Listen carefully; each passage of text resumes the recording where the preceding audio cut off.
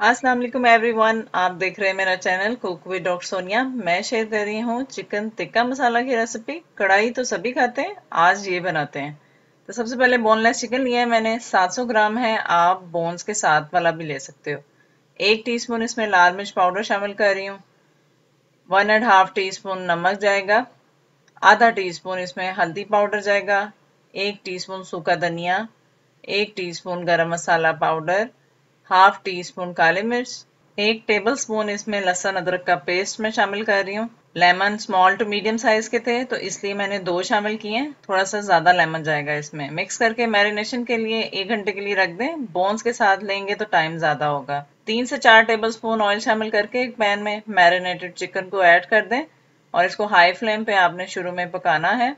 और जब इस तरह से हल्का सा पानी छोड़ दे तो कवर कर दीजिएगा 5 से 7 मिनट के लिए। और इस तरह से अच्छा सा कलर आ जाए तो दरमियान में स्पेस बना लें। कोई प्याली या फॉइल पेपर रख दें और उसमें छोटे साइज का चारकोल कोयले का पीस गर्म हुआ रख दें। 3 से 4 कतरे ऑयल के शामिल करके 5 मिनट के लिए कवर कर दें। और फिर एक कढ़ाई या पैन में 1/3 कप ऑयल शामिल करके 1 टीस्पून जीरा और 3 क्लोव्स लौंग ऐड कर लें और एक तेज पत्ता। आधा टीस्पून लहसुन अदरक का पेस्ट शामिल करके जस्ट 15 सेकेंड्स मीडियम फ्लेम पे कुक कर लें। मीडियम साइज की स्लाइस की हुई प्याज शामिल कर लें।